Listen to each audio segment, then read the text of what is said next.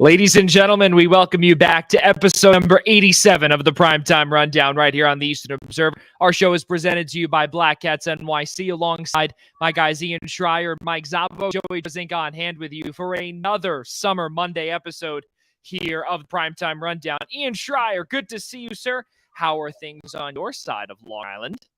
You know, it's another Monday. We're back here with our audience, ready to chime in on what's going on in the world of sports. Obviously, New York sports still very active and busy. No longer, unfortunately, on the hockey end, but I'm still having a hard time getting used to this shaved head thing, Joey. I mean, I don't know what's worse, the haircut or the. Hopefully, we could show everybody the suit you wore, the Belmont Stakes on this weekend. That would be great. That is definitely something that could be in the works. We'll have to make that happen. We'll have to ask our producer and see if it could if that could happen at some point soon.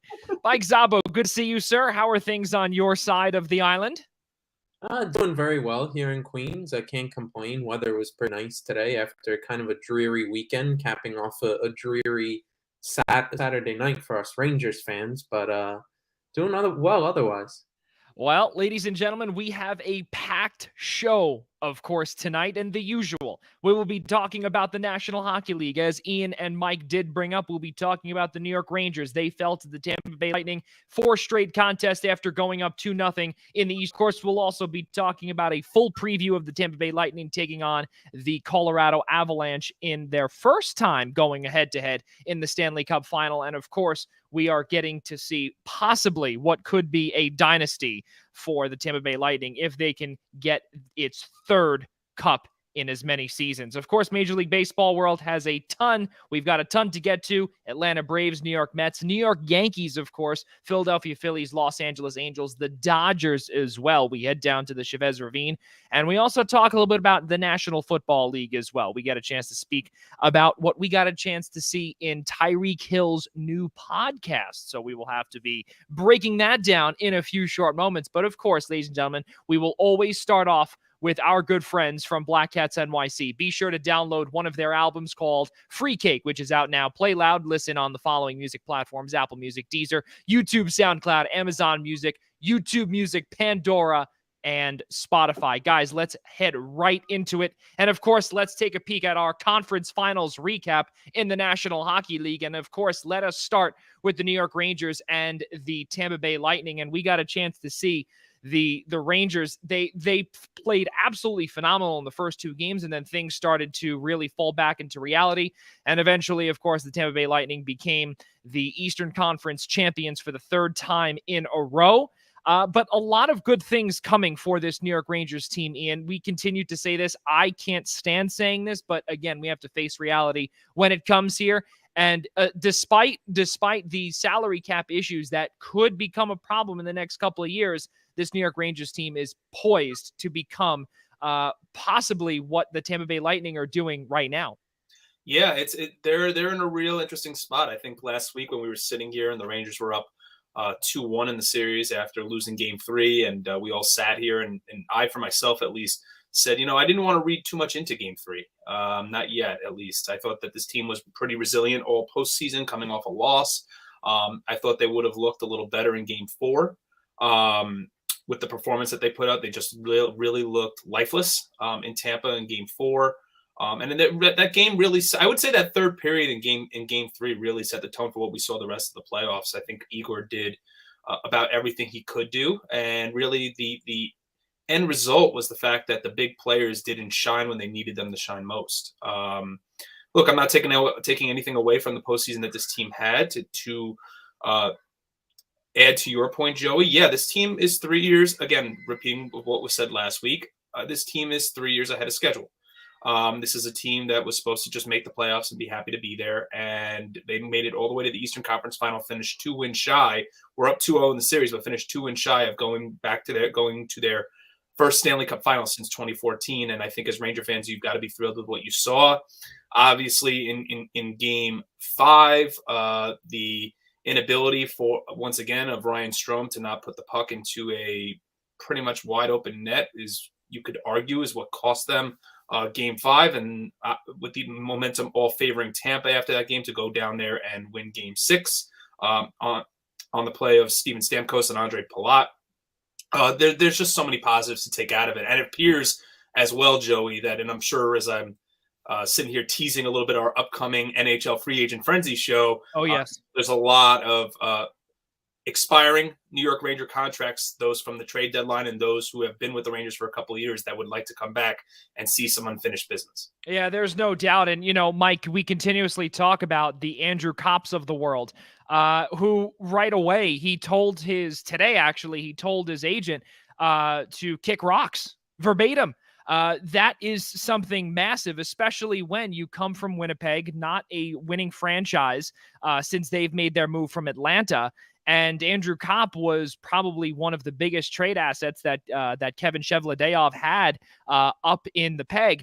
And he was able to get some quality assets for Kopp. He also got a first-round pick when the Rangers advanced to the Eastern Conference Final, which was nice. Originally, it was supposed to be a second-round pick. Now it was upgraded to a first. But it looks as if that we might see Andrew Kopp back down on Broadway, and it could be for a discounted rate. What are your thoughts from not only from this entire postseason or from the conference final, but also with Kopp following that last question? Well, just on the postseason, again, just to go off of Ian's point, I mean, you can't be more proud of the season that the Rangers had, the resilience that they had, embodied in the hashtag No Quit in New York. They were just so resilient this year. Really faced a lot of difficult adversity. 3-1 down in the first round, 3-2 in the second round, and able to still make it all of this way. It almost feels like I don't want to put a damper on things, but it felt like a little bit of a letdown that the way you went out of the postseason was losing 4 straight.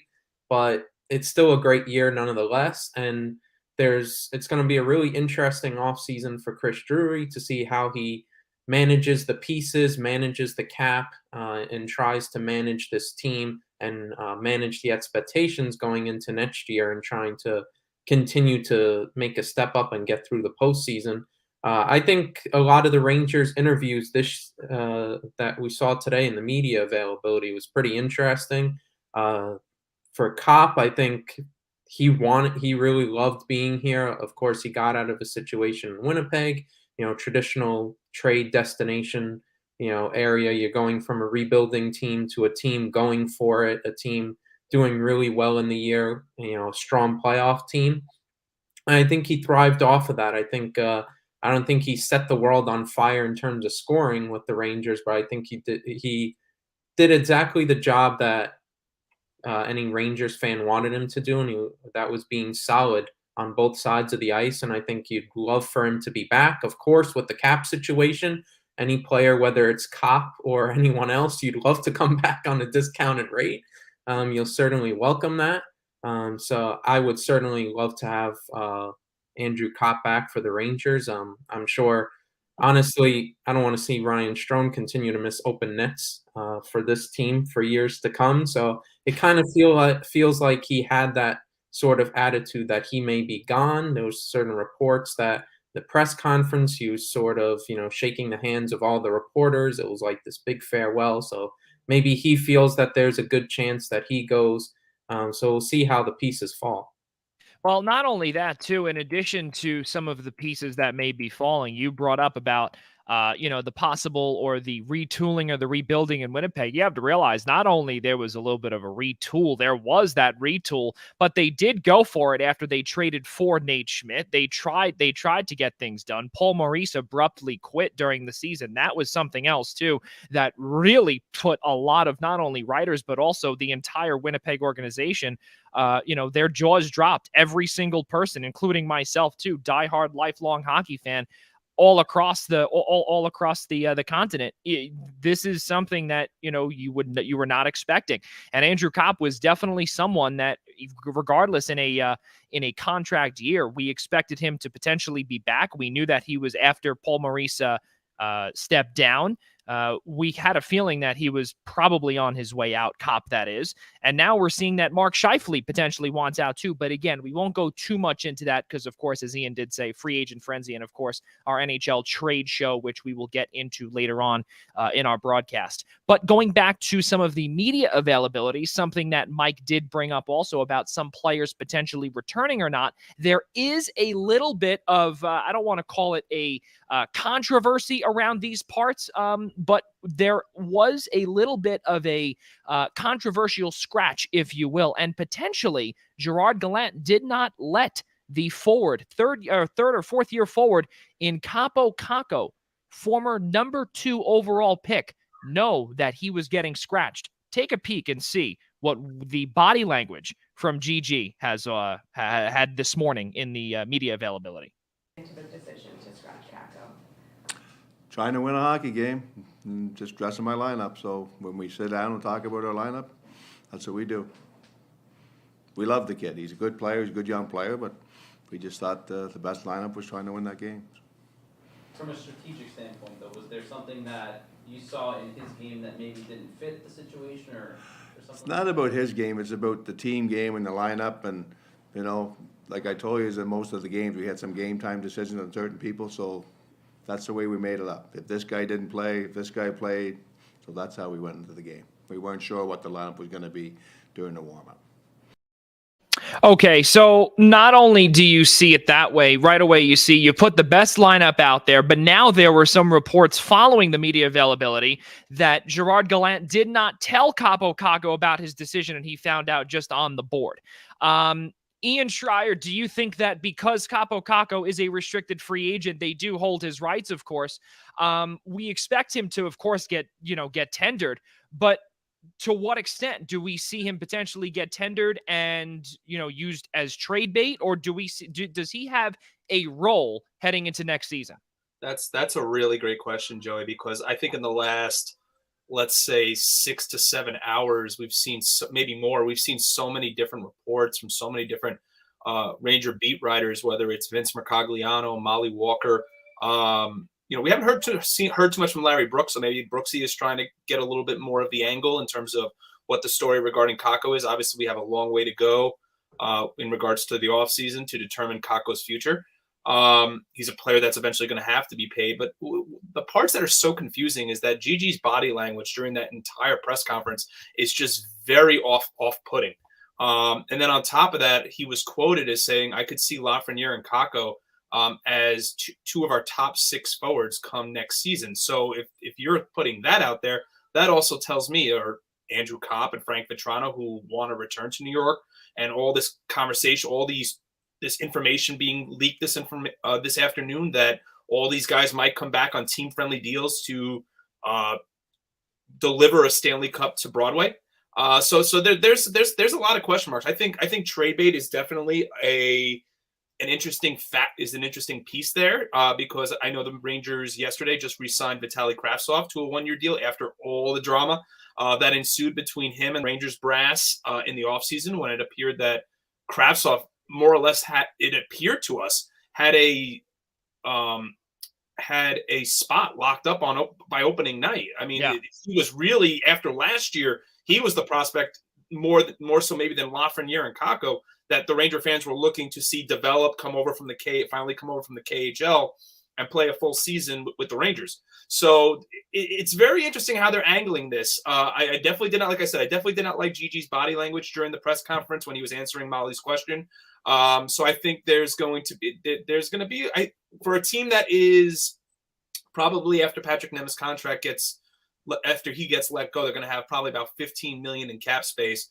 They're still going to have to sign a few guys. So team-friendly deals or not, and if the Rangers are still looking to acquire another forward, maybe a winger or another forward that can potentially put the puck in the net, I think, it's interesting. I think maybe you could see them try to package Kravtsov and Kakko for something along with something else. I just don't know what that is at this point. Well, before we get to Mike Szabo's point on this, Ian Schraier has from John Hochberg, I believe that's the way you pronounce it. Hochberg. Yeah. He says Schraier has Cheeto mania. Well, Well, it's hard not to when I was calling him, and if John's, and I appreciate John watching, as he knows as well as I do, that I was the one calling for Hedel as a healthy scratch for much of the year. So you can't argue what the guy did in the playoffs. So hopefully he's starting to come into his own. Yeah, I was going to say, not only that, it seems as if he might have solidified his spot as the number 3 center on this team heading into next year. And as we saw, obviously that kid line was shaken up a bit in game number 6. But Mike, for you, obviously we get a chance to see these, with what Gigi had said in his press conference. It's a little tough, especially when you brought up about early on about those team-friendly deals. But also you have to look, of course, as Mr. Inevitable. Chris Kreider took a massive discount that really he probably would have gotten paid in the range of $8 million on the open market. But instead he took a hometown discount and signed a lucrative $6.5 million AAV contract that expires in 2026-27.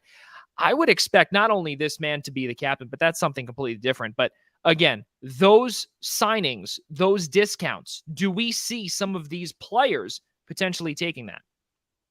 I wouldn't be surprised. I feel like the body language in some of the media interviews suggest it. I know Vetrano expressed his desire to want to be back. He loves the idea of being back. Yeah. Kopp basically alluded to the fact that he wouldn't mind the idea of taking less money if it's being on a winning team. Unfinished business is what he said too. And he told as we said in the open, he told his agents, his agent, speak to you in the summer. Yeah, so I think it's really interesting, those angles and how the body language of a lot of these guys in the media came out. I think that was pretty interesting.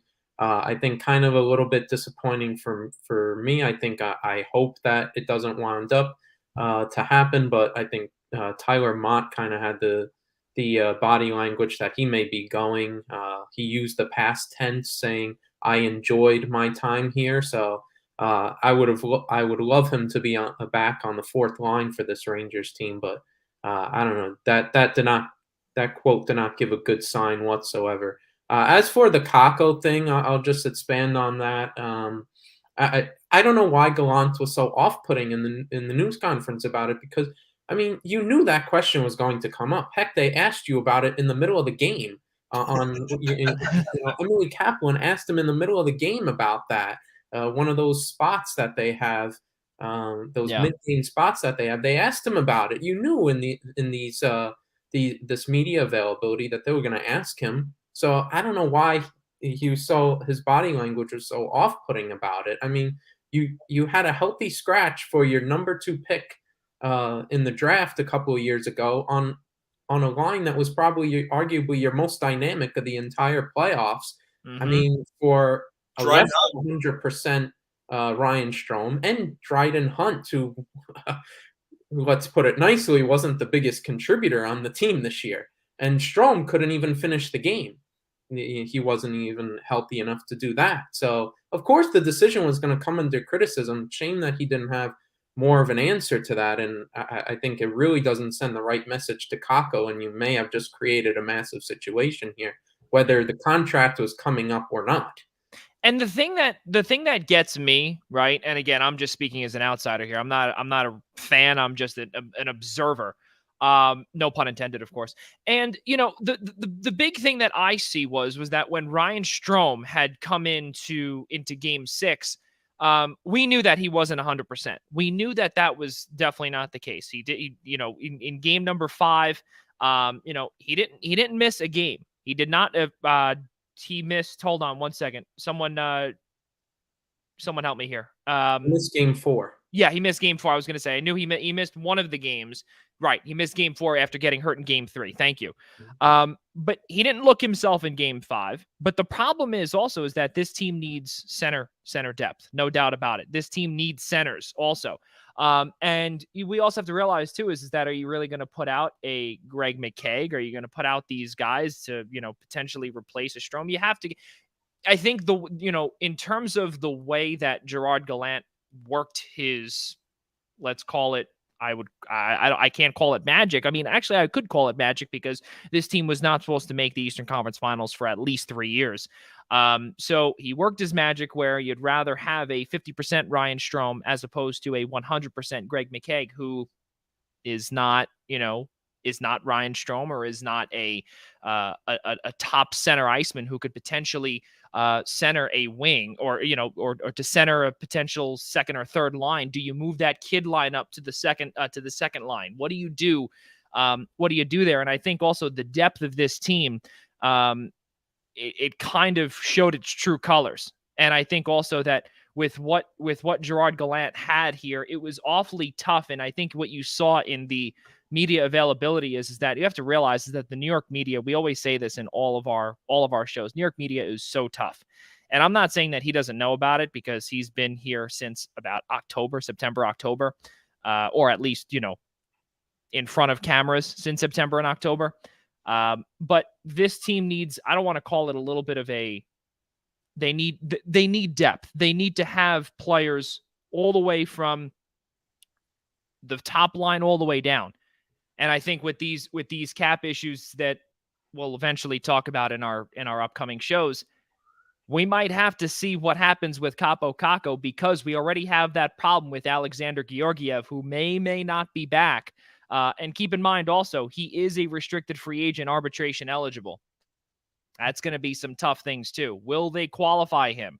Will they tender him? What will Chris Drury do? Mike Szabo, you said it before. You said we have no idea what could be under his sleeve.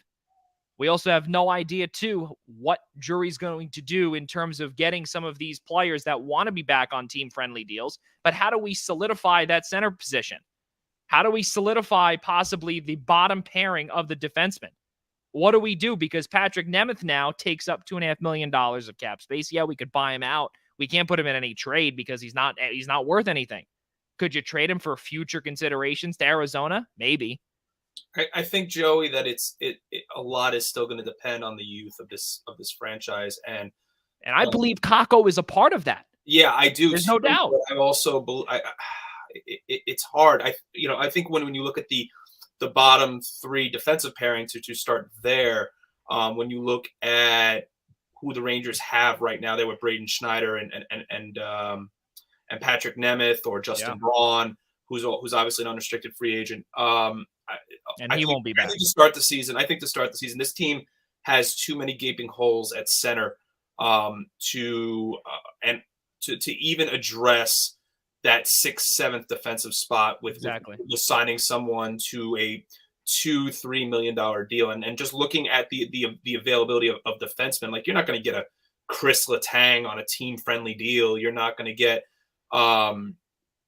maybe you start exploring Ben Sherratt again like they did at the deadline. But again, he's still going to cost you a couple of million at least. Yeah. This is a team that has to be very wary of how they spend in the offseason. Right. Next year, the Fox and Zibanejad contracts kick in. So there's a lot that goes into it. So I think you're going to see Zach Jones, maybe eventually Matthew Robertson fill that spot, because that's why they have all those defensive prospects. Again, I still think one of those guys could be packaged as part of a deal. There is not enough room for everybody. I mean, that's the whole piece. The Rangers have a load of young defensive rising players that would be great fits as second, third defensive pairings for other franchises that are either looking to rebuild or retool.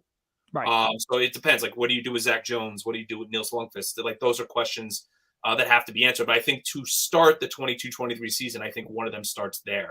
The Rangers really have to put a lot of their effort, or I should say, if not all of their effort, into finding centermen, whether that's retaining Strome, retaining Kopp, hopefully retaining Mott. Mott was such a huge piece to the Rangers this postseason, or looking elsewhere, a la, Vincent Trocheck. They're not going to be able to afford a Philip Forsberg. Like, those are questions we'll answer in the coming weeks, but those are places that that's the one area they're going to have to look, because clearly after Zibanejad, where do they turn to at center?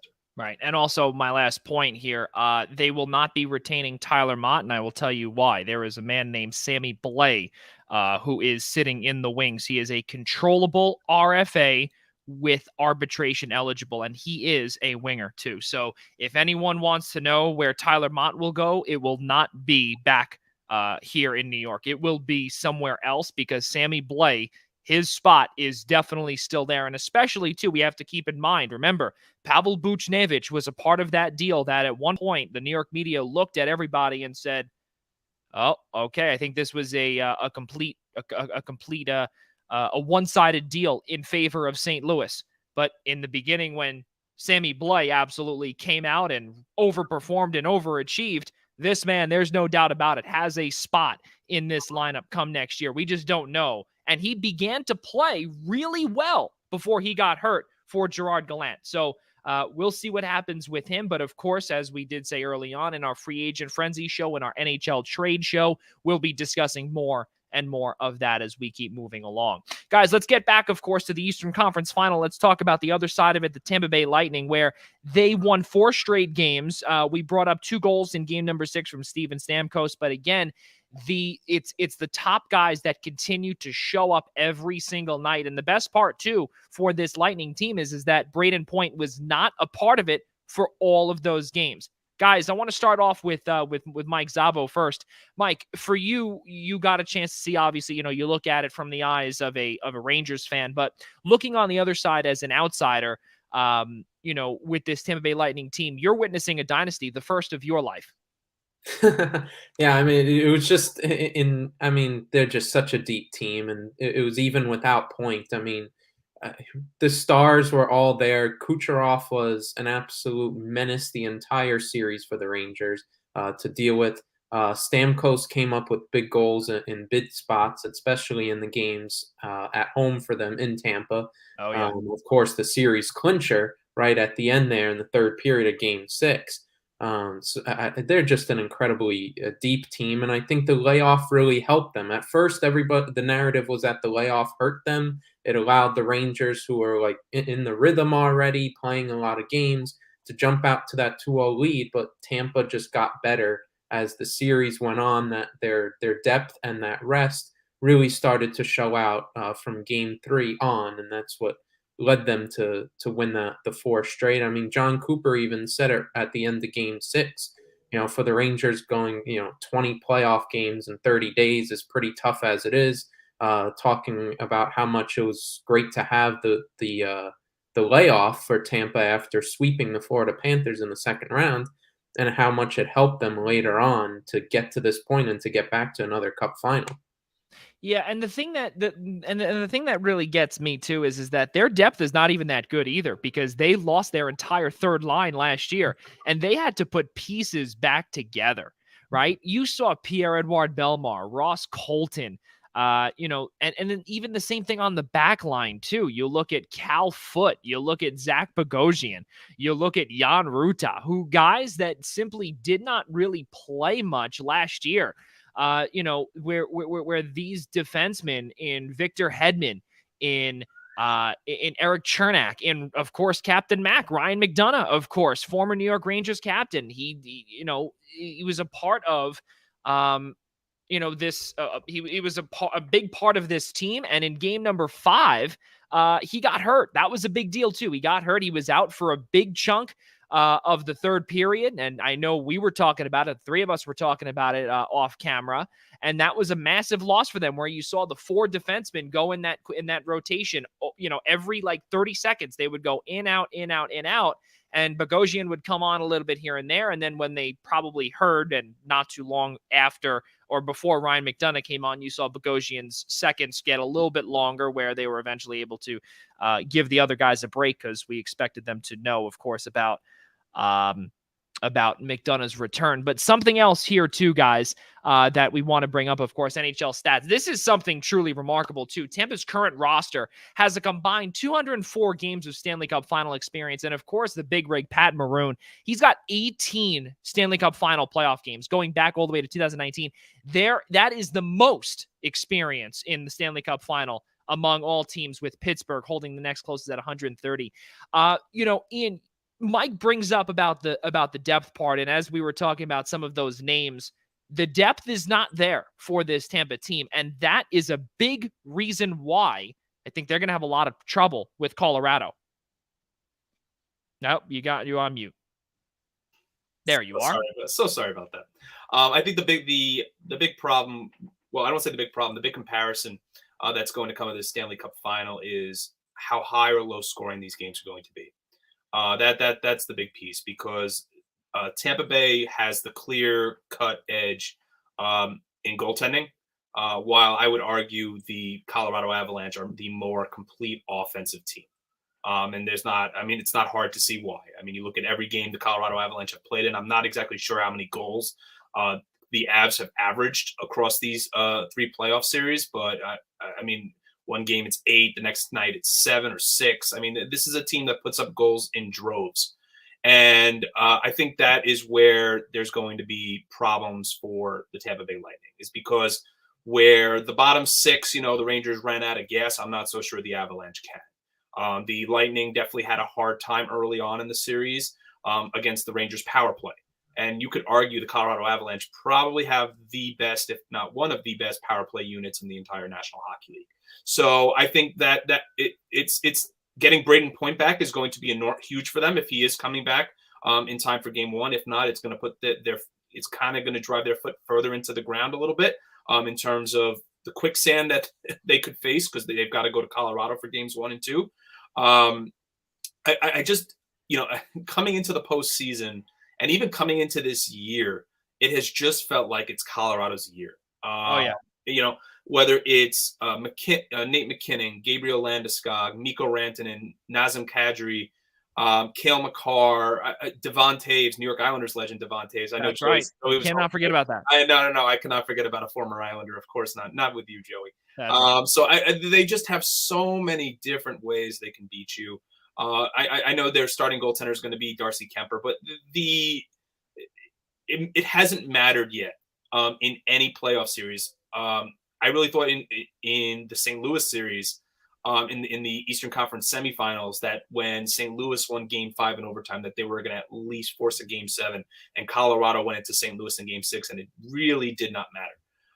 So I think for the Avalanche, this is I'm curious to know why Joey's smirking and laughing at me, but I really I think the Avalanche just have way too many weapons, and I think they're if I had to give you my prediction right now, I would say Avs in 6, just because I think the offense is just going to be way too much, even for a guy like Vasilevsky to contain. But if the games are low scoring, then I think the cup goes to Tampa for the 3rd straight year. The thing that gets me also is that, when you say to yourself about Tampa's going to Colorado for Games 1 and 2, right? Usually it depends on when Tampa will get there. But Colorado, not only do they have an advantage in lines 1 through 4 and defensive pairings 1 through 3, they also have an altitude advantage as well. We have to realize also that every single road team has to ensure that they get used to the altitude. That's a big deal. If they do not get used to that altitude, they could be out of breath very, very quickly. We saw it in Edmonton, against Edmonton, a couple of times. Regardless of that 8-6 victory that we saw for Colorado, you saw at times when Edmonton was when they were mounting their comeback, Connor McDavid looked absolutely destroyed. And not in a drunk way. We're talking about a legitimate, he could not breathe. There is no they call it the Mile High City for that reason, right? And especially, it's always the hardest place to play in all of sports. Why? Because you're playing almost 3,000 feet above sea level. Awfully tough. Awfully tough. Mike, for you, let's of course, let's open with, even though we did it before, but we do have the graphics to help us out here. Game number 1 comes your way on Wednesday night, June 15th, 8 o'clock. And of course, for our audio listeners, you won't be able to see this graphic, but Steven Stamkos and Nathan McKinnon, you look and you say to yourself, Tampa, you bring up their depth, and I kind of want to follow up with that, because have you seen Colorado's depth? Regardless of what Nazem Kadri brings, which we don't know if he's going to play or not. He claims, we brought it up last week on our show, where he commented on a post from TSN saying that, yeah, we'll see, that he probably will play, or that's what he's thinking. But of course, Anaheim Ducks legend, or excuse me, actually, Ian, we have to correct that. San Jose Sharks legend, because he was only there for about, I don't know, 3 months. Andrew Cogliano, who is probably one of the best two-way forwards in terms of like a defensive forward in the NHL or in a really long time in our generation, is a big part of what Colorado has brought this year. You know, I kind of want to piggyback off of what you were saying earlier about Tampa's depth. Do they have what it takes to beat Colorado? Yeah, I mean, for the amount of depth we were talking about Tampa having, Colorado is just so much deeper, especially offensively. I mean, we just listed the names out there: McKinnon, Rantanen. I mean, Kadri, just to start off with. I mean, Cale Makar is just an insane defenseman. The impact that he has on both sides of the ice. I don't think they have enough. I think this is finally where Tampa is going to get beat, and they're going to get thwarted from having a third straight Stanley Cup. I think this team is just too deep. Even though the Lightning have the clear goaltender advantage, and I think probably John Cooper can try and scheme some defensive matchups and some schemes to try and slow them down. And he has a little bit of an advantage there. I think Colorado is just going to outlast them. I think they just got way too much offense on there, can create way too many chances that even as great of a goalie as Vasilevsky is, eventually it's going to catch up to them. I think there will be an adjustment at first for Colorado. I think maybe Tampa jumps out to an early lead, I'll say, in game one or whatnot. Okay. Because Colorado has to adjust because, I mean, you look at the numbers for the Western Conference and who they're playing. The goaltenders weren't the best, and I believe Edmonton was like the 18th best defense in the National Hockey League. They weren't playing some of the best defenses throughout the Western Conference playoffs. I don't know if I agree with you there, Mike, just because, like, yeah, I understand there's definitely an adjustment period to the type of goaltender you're facing. I think Tampa has to adjust. Let's not argue over the fact of the type of year that Husso had in St. Louis. That can't be understated. I know where you're going with this. That's where they got tested the most. And the other piece of it too is when they played in the regular season, the Avalanche didn't back down against a team like Calgary either. You would think that the one team that could match up that everybody thought was going to be the Western Final was going to be the Avs and the Flames, and the Oilers pull off the upset. But I mean, they have not backed down against any team they played against. I mean, I've been so set on Colorado all year because even when it seems like they've met their match this year, they just flat out outscore you. It really does not matter how questionable their goaltending is. The only thing I feel like, because bottom six wise, Avalanche clear advantage. Clear cut. No question about it. Goaltending, no doubt about it. Tampa Bay, clear advantage. But what Tampa Bay has to hope for is A, you get point back, and B, you have to hope you play low scoring. Like, not only, I mean, first and foremost, the Lightning have to split in Colorado. Have to. This is not like the Rangers go up 2-0. Like, I don't think the Avs will lose at home. No. So I think it's a matter of A, Tampa Bay needs to split, and in order for them to win that cup, they need low-scoring games. I mean, Vasi is going to have to stand on his head, for point or not, for much of that series. I mean, listen, you've got close to what feels like 40-year-old Corey Perry out there on the third line for Tampa going against these young kids. Listen, there's no arguing the postseason experience that's on one side of the ice and the much more minimal postseason experience that's on the other side of the ice, considering the Avalanche haven't been to a Stanley Cup final since 2001, when none of these guys on the ice were playing for Colorado. But Mike wasn't even born yet. How great is that? Literally, he wasn't born. The edge to me is listen, I'm all for trying to come up with a solution as to how the Lightning win the Stanley Cup. I think it's pretty cut and dry. No, I totally agree that Colorado's going to win. I just wouldn't be surprised if right away they'll have to adjust to playing a little bit of a better defense. I think they'll still, in the long run, wind up winning. It's fair. That's a fair point. But listen, game one, both teams are going to have to adjust to each other. They don't play each other often. It's the Stanley Cup final, high stakes, game one. There's going to be adjustments on both sides. I think maybe you get out to a slower start just because of all those adjustments, the feeling out process. But I won't be surprised. Tampa will surprise them a little bit, playing a little bit of a better defense. But I think in the long run, Colorado, like you said, is just deeper, and they'll just create so many more chances that eventually, even though Vasilevsky is so great, eventually he'll catch up to them. Well, you bring up, of course, about home ice advantage, right? And of course, in this postseason alone, of course, we can thank our friends at NHL Stats for this entire thing that I'm about to read here. 51 wins by the home team so far this postseason. It's tied for the 9th most in NHL history in a single season. 51 wins by a home team in their home building. I don't expect it to get any less or staying, plateaued in terms of that number. I expect that number to continue to rise. But I do expect it to stay put when Colorado heads to Tampa. I don't care. I don't care how much playoff experience and especially Stanley Cup final experience the Big Rig has, Pat Maroon. 18 Stanley Cup final games, good for him. Steven Stamkos, yes, absolutely. But when you look at the defensemen from top to bottom, and of course highlighted by none other than New York Rangers legend Jack Johnson, when you also look at the forwards, all 12 of them, these players, all 12 forwards that will be dressing, Lehkonen, the ageless wonder Darren Helm, JT Compher, Andre Burakovsky, Aube Kubel. These guys at one point in their careers have all played second line or even sometimes first line minutes.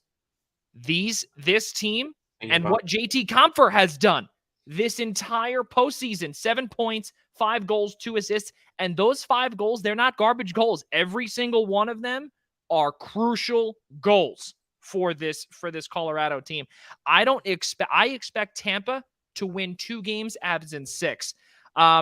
Looking at a couple of more statistics here, of course, with some of the matchups too, guys. Kucherov, Rantanen, Stamkos, McKinnon, Hedman, Makar, McDonough, Taves, Palat, Landeskog. These are you kind of look and you say to yourself, all right, well, one team has this player, the other has kind of a similar, someone similar there. But as Ian did say about Corey Perry on the other side, when you look at what Darren Helm's all about, who, he was a part of, the Detroit the Detroit Red Wings years, many, many years ago. That was when Mike was about 6 seconds old. Andrew Cogliano when he was with Anaheim during those Western Conference final runs. And then you have Corey Perry on the other side. Corey Perry also, mind you, will become the second player in NHL history to play in 3 straight Stanley Cup finals with 3 different teams. 2020 with Dallas, did not win the cup. 2021, Montreal, did not win the cup. Could this be the year? Well, the other player in Marian Hossa, which Mike has no idea who that is. 2008, Detroit did not win the cup. 2009, Pittsburgh did not win the cup because it was a flip-flop.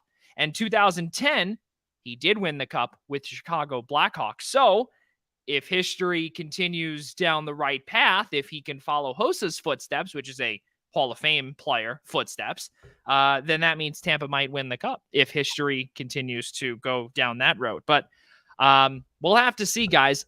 Official, what would be the word? I guess prediction for this Stanley Cup final. Mike, we'll start with you. I say Colorado in 5. Tampa takes game 1 and doesn't win a single game after that. Ian Schraier. I'm going to say Avalanche in 6. I think the Avs take both games at home.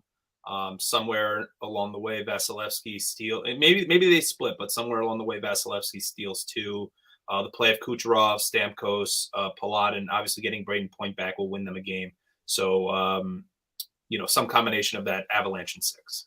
Yeah, well, regardless of me saying Avs in 6, another big, I would call it a stat, 15 players on this Tampa Bay roster. And this, I believe, is where Mike was talking about the depth part.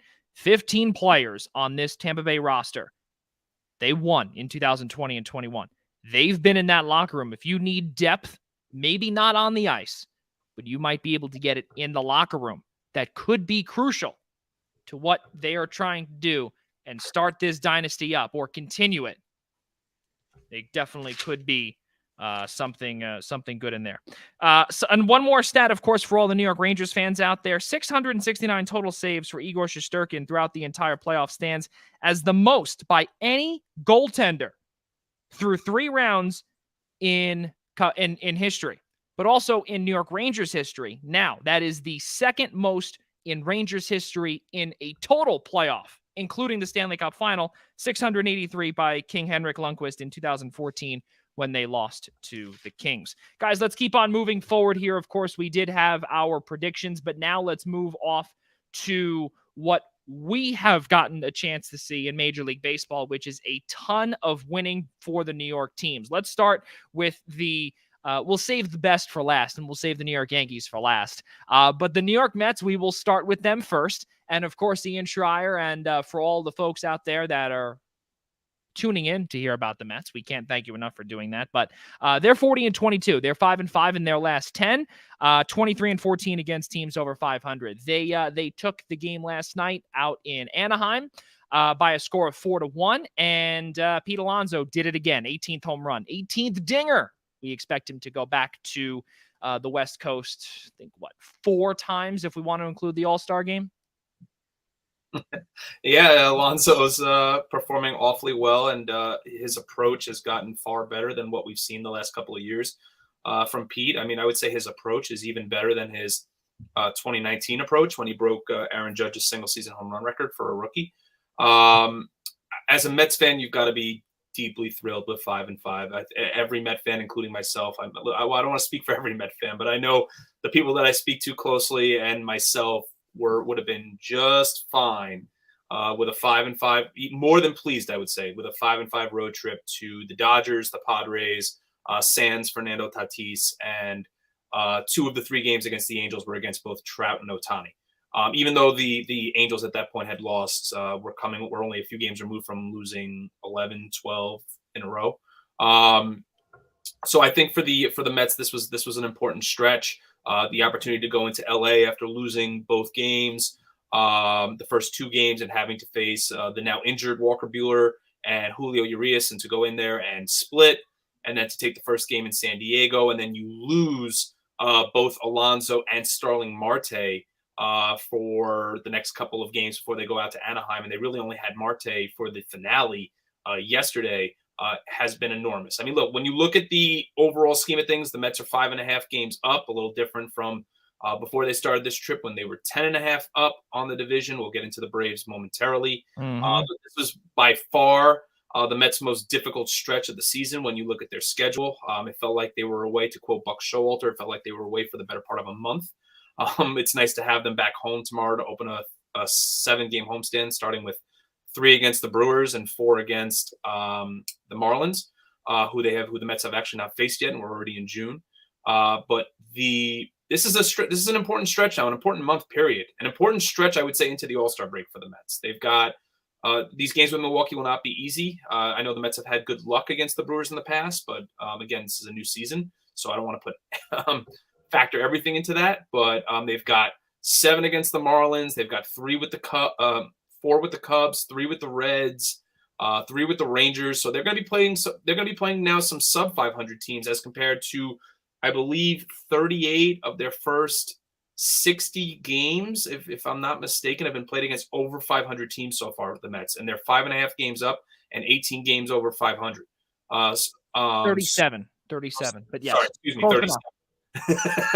Close enough. Well, close enough. I mean, listen, I don't have the numbers directly in front of me, so I appreciate the assist there, Joey.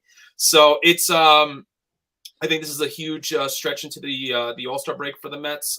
They're hoping to get DeGrom and Scherzer back before the break. If not, they'll probably come right back after. But hopefully McGill is back, so this team is hopefully hitting a healthy run and also looking past what was really a very important 5-5 road trip and coming back home and starting another.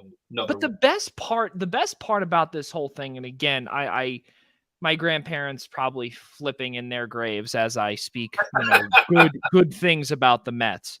May they both rest in peace, and former Yankees season ticket holders many years ago.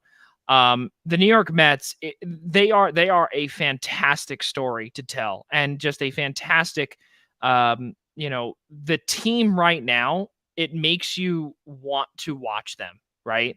And you don't even have to be a Mets fan to want to watch them. I personally turn them on now. I don't even go if the Yankees are not on. I'm going to go to the Mets just because of what they do.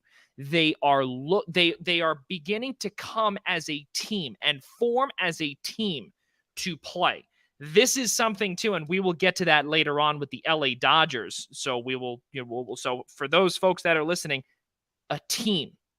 Keep that word in mind when we talk about the Dodgers later on. You brought up about McGill. You brought up about Alonso. You brought up about Marte. This team, though, and I've brought this up a few times, actually, on my cameo appearance with our good friend from SNY, Peter Biancamano. We brought up about how Edwin Diaz is just a completely turned person. A 2.13 ERA, 2-1 win-loss record, 48 strikeouts, and 25 1/3 innings of work. Yesterday, he got a five-out save, and really did fantastic against Mike Trout. And I'm sure, Ian, you saw it yesterday. I got a chance to watch that too. That was fantastic what he was able to do against probably the best player in the world. Well, how about the fact he touched 102 miles per hour? Wow. He just flat out blew a fastball at 102 miles per hour to keep to strand the tying runs. I believe at the time were on first and second. Correct. And the go-ahead run was at the plate, and when they bring him in for a 5-out save. So I'm still kind of in disbelief what Edwin Diaz is doing. We knew that the potential was there, but he still had yet to realize the same potential that he had in his All-Star season in Seattle. And everybody, we all thought that maybe he just wasn't built for New York, built for the pressure. You go to Seattle, a lot less pressure to perform when you're a team that really hasn't done much the last 22 years. I'm not trying to sit here and spoil all over Mariners fans, but just pitching in New York is a different mindset. It's a different element altogether. So I'm still curious to see if he's going to keep this up. It's hard to say, can he keep it up, because he's been doing it now for almost 3 months. But it's what's going on with the Mets bullpen so far. And again, I don't want to jinx anything. It's Colin Holderman's gone down. Seth Lugo has gone down at certain points. I think Ottavino was hurt at one point this season. I'm just trying to factor in the names of the bullpen that have been hurt for the Mets this year. I mean, it's been one pitcher after another, and they're turning to younger arms, and they're all in some way, shape, or form. I mean, Seth Lugo's probably been the most inconsistent one, which is, again, probably not surprising considering he was a little underperformed last year and was hurt. But it's just, again, mind-blowing that I'm not surprised that they're scoring runs. I'm more surprised at the way they're approached. We touched on this last week. The fact that their hard hit rate is towards the bottom of the majors. Yeah. I mean, they're just beating out ground balls. They're just doing the small things right. And it's just, this is very much anti-Mets. I mean, this is what we saw from the Mets in the old regime, and now we're really seeing the Mets in the new regime, and they're just doing whatever it takes to win. 265 team batting average, good for first in the majors. 336 team on-base percentage, good for first in the majors.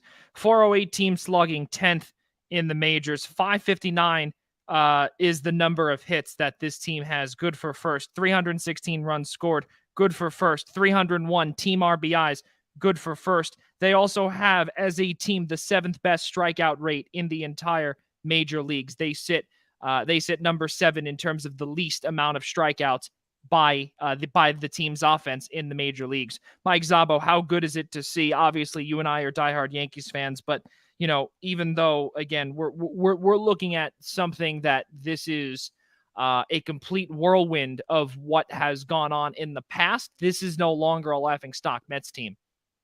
No, I think it's that much more better for this city and the sports culture in this city when both the New York teams at this time of year are doing so well and are playing at this level, especially now that, Major League Baseball has pretty much the clear, front door. It's their time. It's the summertime now, so they pretty much have the whole floor for the summer as usual to do their thing, go through the season, and the New York teams are right at the forefront of it. It's really good to see. They navigated a really tough schedule, particularly at the beginning of this month, to have a solid road trip. Even if the division lead is closing on them a little bit, it was getting through a really tough stretch. So you're not too worried about the division lead shrinking a little bit. You know that you're playing some tough teams. You got some a good opportunity to get some of those wins back, some sub 500 teams. The schedule's starting to soften a little bit, and teams that you should beat up on. Their offense they've just been getting a lot of contributions from all around, especially the bottom part of the lineup. Mentioned the statistics before there. You've had some guys banged up, and they've continued to contribute. And it's just been really fascinating to watch, and it's interesting to see if they can continue to keep it up on the pitching end, how much contributions they're getting. I mean, DeGrom and Scherzer being hurt, and they're still able to get the contributions they do. That's the impact that Buck Showalter is having, the savvy of being able to manage the pitching staff, manage the bullpen, and get this team to be a cohesive unit to really eke out the wins that maybe past Mets teams that would be in a similar situation, being banged up, a tough road trip, a tough part of the schedule, would come out of it worse off. They're coming out of it in a good spot this time around. Yeah, and you know what? Something else too is that we got a chance to see yesterday also J.D. Davis, who hit that home run yesterday. You look at a few more stats that really stick out, and I know Ian brought that up last week about runners on scoring, runners on and with 2 out, runners in scoring position. Starling Marte, 304 batting average, 35 of 48 in that category. Jeff McNeil, 370 batting average, 9 doubles, 34-51 in that category. That makes a massive that makes such that makes a difference when you talk about a team that is winning, because when you're able to get guys in 2 outs and when you have a runner on second and or third, you're able to drive these guys home. And then if your pitching can step up and do what they're supposed to do, we're seeing it here in the flesh. That's why they, again, are 40-22 without their 2 best pitchers. It's truly remarkable. We brought up about J.D. Davis, who, technically a couple of years ago was a third baseman. He was able to play first base a little bit. Now Eduardo Escobar's over there at third. Now J.D. Davis has a shot to be the designated hitter. There's the positives where you're able to move a few guys around. And, now that this universal designated hitter, we're beginning to see, I think it's all, and we said this too a few years ago when it was me and Ian and Rob DeLuca, and of course Nick Partain too. When the Mets at some point, if the universal designated hitter does come, which it is here, it will benefit the Mets more so because they have the most depth when it comes to the bench. And you're seeing it here where, again, you've got guys on the injured list all across the spectrum. They are capitalizing on every single player that they have and utilizing every single player that Buck Showalter has at his disposal. Truly remarkable. And as you brought up, guys, or I think Ian had brought up about Milwaukee is going to be coming in to play the Mets here at Citi Field, or, just a few miles west of us and a few miles east of Mike. Out at Citi Field, Milwaukee is, this might just be the best time that Milwaukee comes in to play the Mets, because the Brewers have lost 8 of their last 9. They were on an 8-game losing streak before yesterday. Willy Adames hit the game-winning home run, or I guess we can call it a home run, not the game-winning one, but they didn't lose the lead after he hit that home run. Helped the team win against Washington, against the Nationals yesterday, and in a 4-game span for Adames, 1 for 16. He needed a little bit of a pick-me-up. But again, we're seeing the guys like Christian Yelich, these guys, the face of the franchise in Yelich. He's continuing to hit .430 in his last 7 games, but they can't seem to get anything going, Ian. How good is this for the Mets that they're going to be welcoming a team like the Brewers, who are in complete freefall right now? It helps for sure, but I thought the Met fans have been through this before, where they're playing teams that are coming in struggling, or for example, like the Marlins, Pablo Lopez has been out, who the Mets play in their next series, and they won't face him as a result. So that would hopefully give the Mets an edge. I mean, we've had these conversations about the Mets before, and there's just been so many instances. This is the year for the Mets to kind of prove that this team is, and I feel like the hashtag that has kind of grown on the Mets is that this team is different. With all the comebacks that they've had, this team is different. And in past years, Joey and Mike, I think that what's crucial here is that when you look back on this 10 game road trip for the Mets between LA, San Diego, and Anaheim, is that in most years, the Mets being as banged up as they were going in, you would have been lucky to come out 5-5. And this team probably from a morale perspective probably would have had a hard time putting it together, especially in LA against the Dodgers and even maybe against the Padres too. Where the Mets have had success, but again, it's two intimidating places to go play a series when you're hurt and you're injured and you're down key players that you would like to be either pitching or hitting against those type of lineups and those type of pitchers. And the fact that the Mets have been resilient, and again, I used that word again last week, and the fact that they, through all that adversity, have come out 5-5 and still possess a very strong division lead now, where it appears that the Mets the Mets schedule, appears to be softening a little bit, and the Braves schedule, which at one point was very soft, is starting to harden up a little bit. Hopefully this might be, as I was saying, the next 3 to 4 weeks where the Mets also play the Braves in 2 different series might be the turning point. I don't want to call it the turning point because we still have 3 more months to go, but could be a big juncture in this season for both ball clubs. So, Mike, now looking on the other side of things, though, when you look at Milwaukee, because now they've got their own set of problems, as we brought up, losing 8 of 9. They were outscored 57-20 during that 8-game losing streak. And of course, Seinfeld star Jason Alexander, who has come into his own as a pitcher, he's looking pretty decent. Of course, there's some other, and I don't think anyone got that reference. Thanks so much, everybody. But from what we're seeing is that this Brewers team, they're not in a free fall of sorts. They kind of are, but losing 8 of their last 9. We've gotten a chance to see that last year. Craig Counsell's teams, they sometimes hit they go into this bumpy road throughout this time, the last few years. But now they're going up against a different Mets team, as we brought up. Is this something that the Brewers can potentially get out of? How can they do it? Colton Wong on the injured list. Christian Yelich trying to carry the load. Can the pitching do it?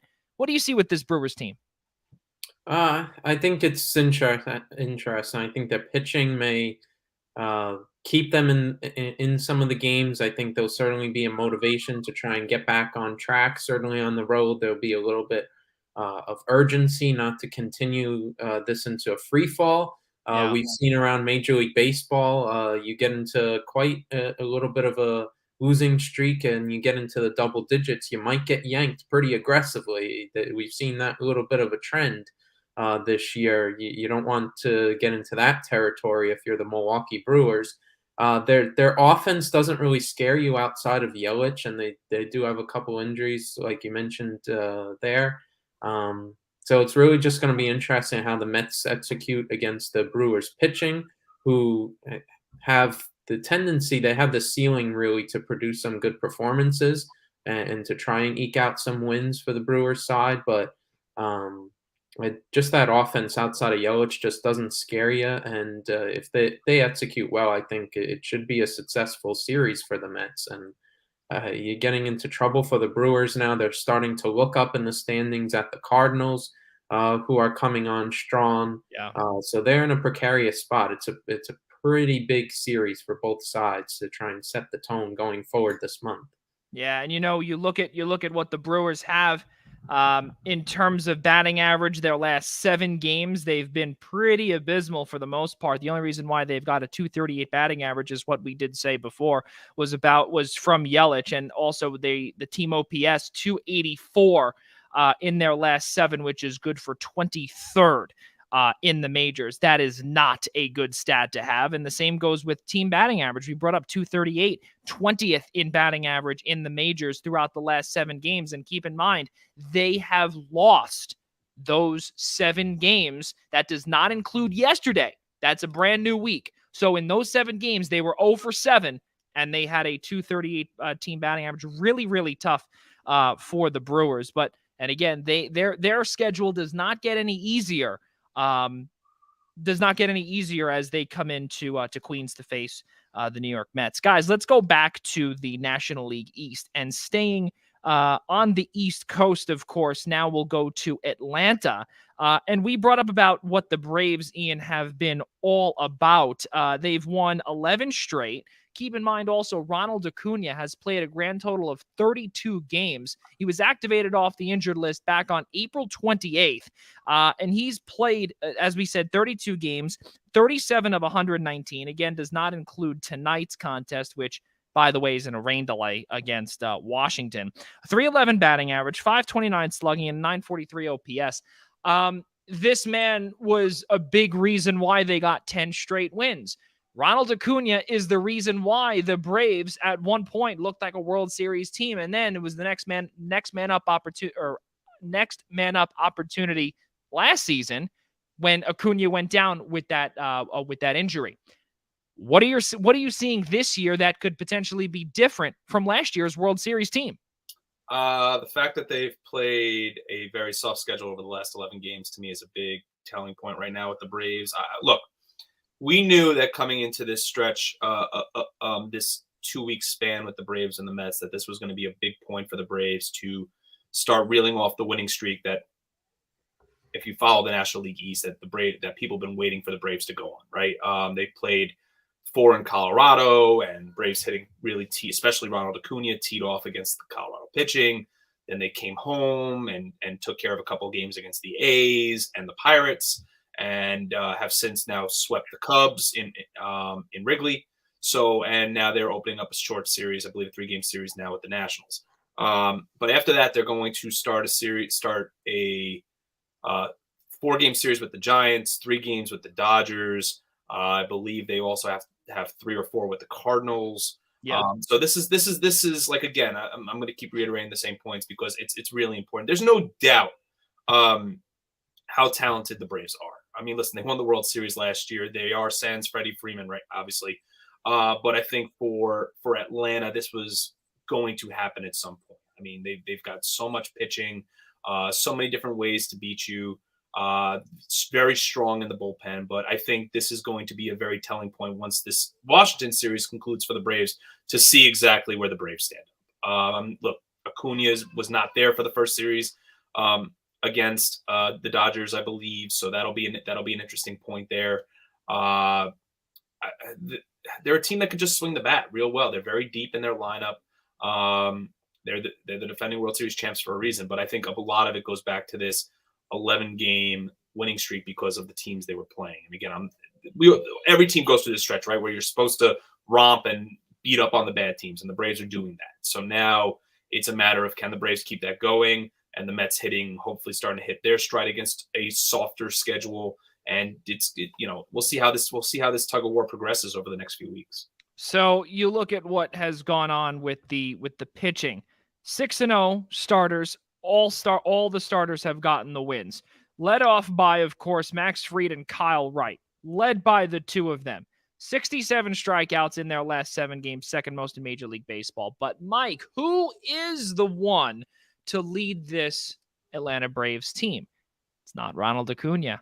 It's none other than shortstop Dansby Swanson, who has hit over 400 in his last 7 games.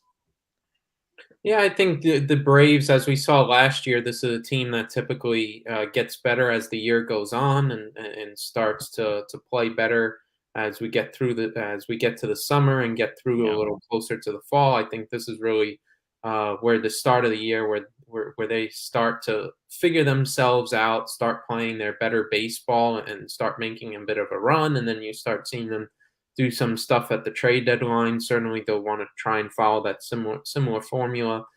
This year, I think it'll be interesting to see where, like Ian said, where they fall in series against the Dodgers, upcoming Padres, and whatnot. I think that will be the real test to see how much they're going to push the Mets this year, going forward through the summer. But no surprise, you figure the Braves, being as talented as they are, eventually they're going to start breaking out a little bit and being the team that we all expected them to be. Just coming a little bit later than we may have expected, but not totally out of the realm of what they've been doing.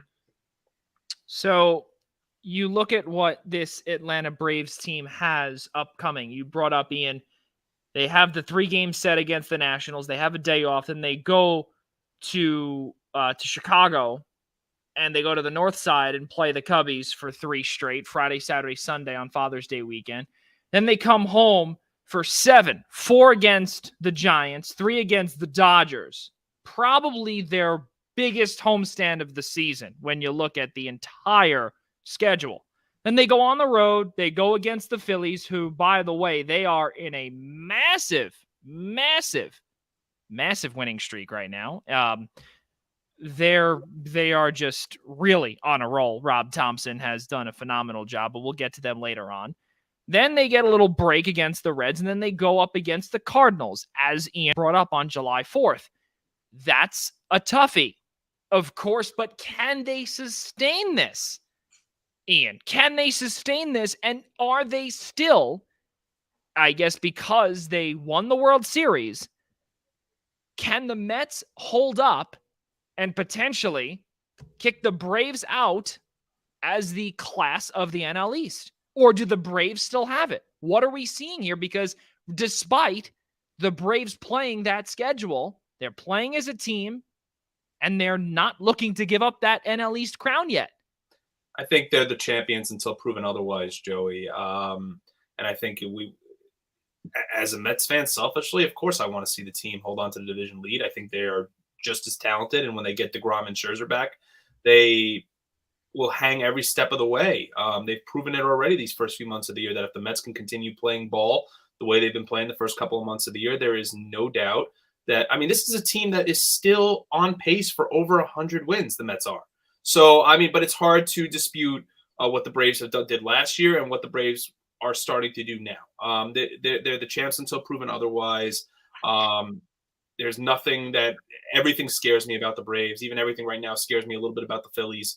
I like the fact that the Braves have to play the Phillies in a couple weeks in a 3-game series. So at least those two teams can beat up on each other for a few games, and maybe the Mets can gain some ground there. But yeah, I think for the Braves, every part of them scares you. I mean, listen, the Mets have not gone down to Atlanta yet and played a series down there. The only series they've played is up here in New York. Acuna's healthy, Albies is healthy, Swanson's healthy. That they got Darno back. You look up and down. I mean, I know Ozuna's probably, which coming off of the suspension for domestic violence. I mean, he's tailed off a little bit, and I know Braves fans are not thrilled with his offensive output so far this season, but they've just got so many ways to beat you. Them and the Mets, I mean, you could argue offensively are probably even keel at this point. But the difference is that the Braves possess more pop in their lineup. The Mets are not hitting a lot of home runs. The Braves do. So it's I think the Braves are still, even at 5.5 back, even at 10.5 back, I didn't feel comfortable yet. And yeah. No Met fan should have said to you that this division's locked up, because you saw the 2 weeks ahead that the Mets had and the 2 weeks ahead that the Braves had. And unless one of these teams really fell off and couldn't beat teams that were weaker than them, there was no reason to think that the Braves weren't going to at least gain 3 or 4 games, and they gained 5. So it's, I think, it's still the Braves division until proven otherwise. And hopefully it should make for some very interesting baseball these next few months. Guys, let's move on here and let's take a peek now. We brought up about the the Philadelphia Phillies and their massive win streak. They're on a 9-game winning streak with Rob Thompson at the helm. We saw Joe Girardi just a couple of weeks ago get the axe. Mike, I want to start with you here. This Philadelphia Phillies team, they really looked like they were underwater, that they were probably going to just, all right, we're going to let the season go by. Bryce Harper's going to continue doing his thing. He does have that elbow injury, so he's now pretty much the team's designated hitter until further notice. Nick Castellanos, of course, is out in right field. This is a Phillies team that we didn't expect them to have that in them. Zach Wheeler, New York Mets legend. He looked great. He's looked fantastic. He was named pitcher of the month in the National League. Really amazing stuff. And the first player in Philadelphia Phillies, the first Philadelphia Phillies pitcher since Cliff Lee back in 2011 to get named to that honor. Mike, do you know who Cliff Lee is? Yeah, I do. In those great 09 series that ended well for us. He was not on that team, but close. Oh, the year before then. After. No, he was on the Phillies in 09. In 09? Yeah.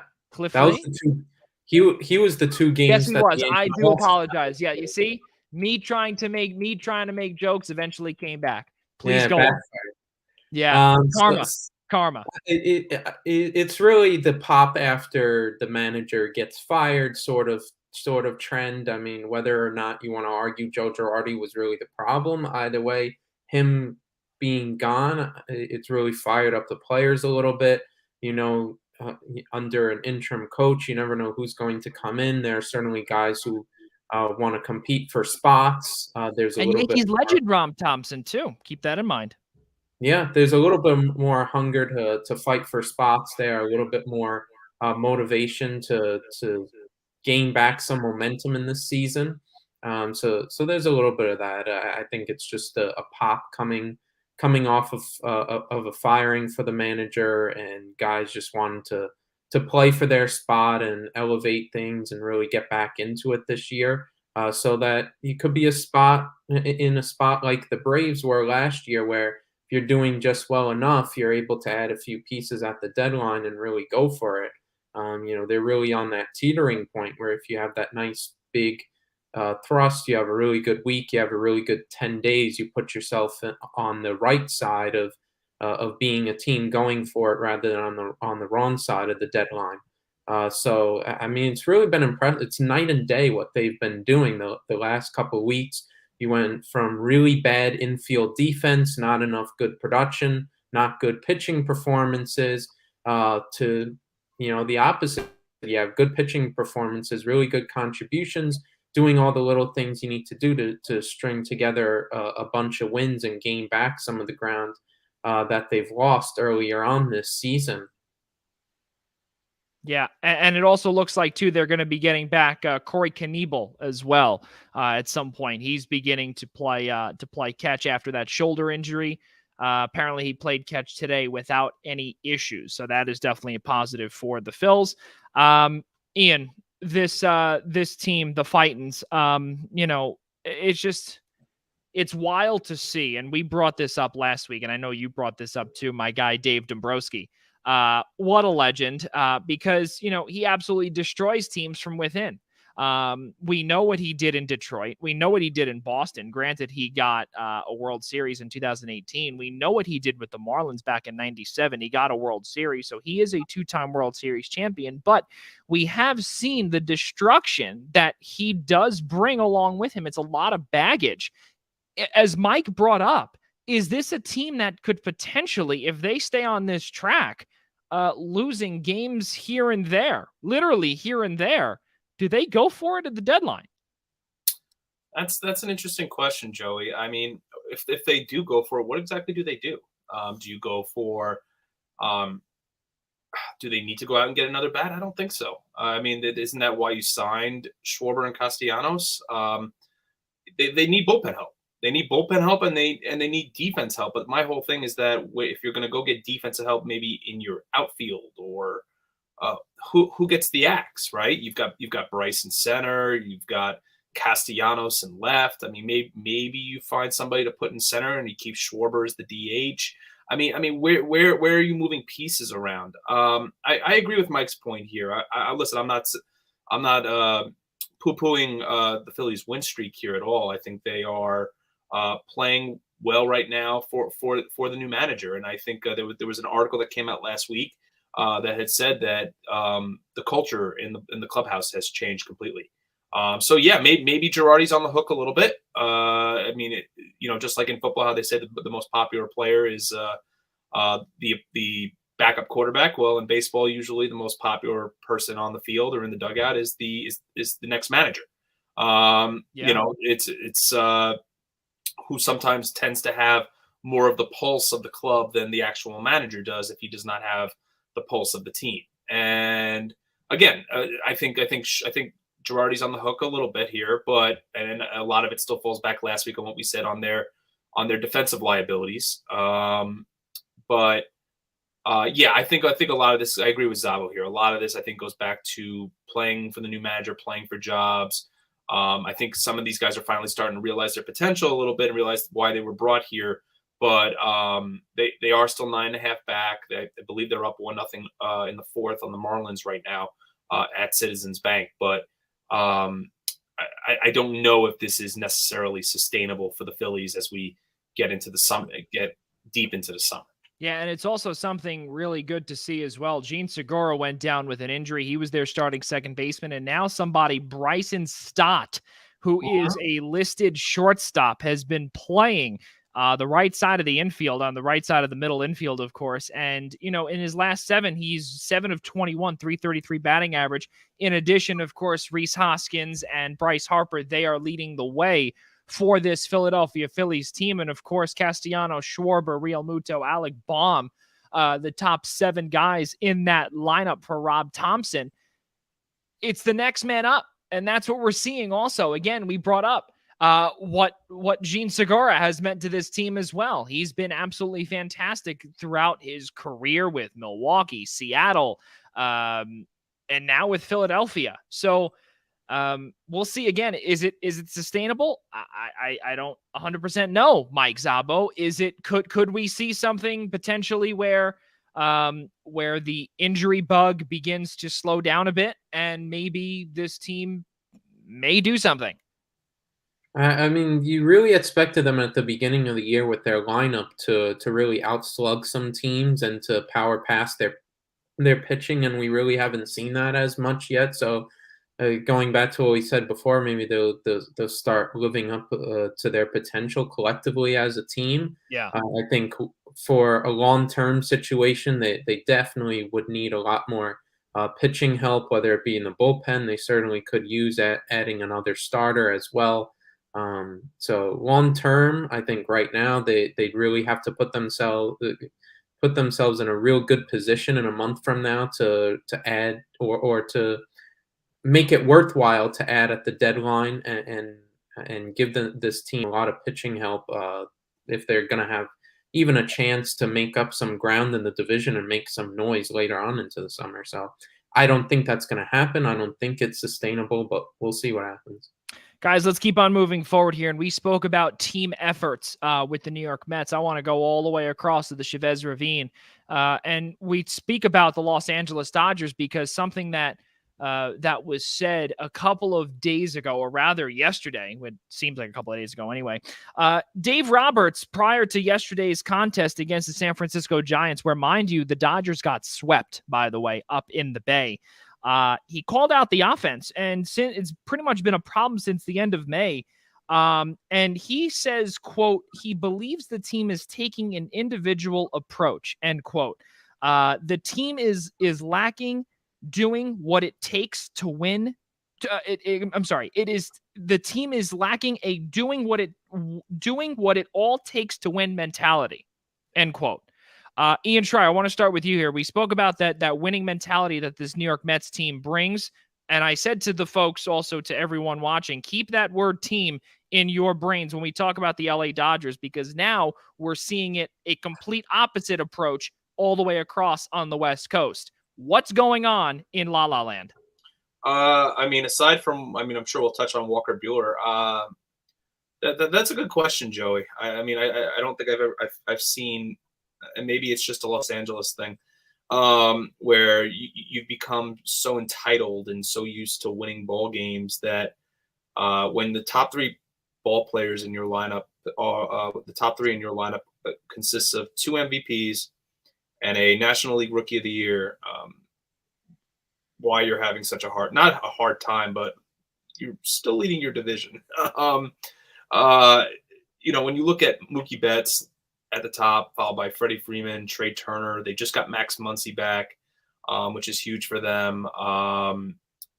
They've had to plug and play some young stars while guys have been hurt. I mean, Justin Turner was out for a little bit. Obviously, I mentioned Max Muncy was out for a little bit.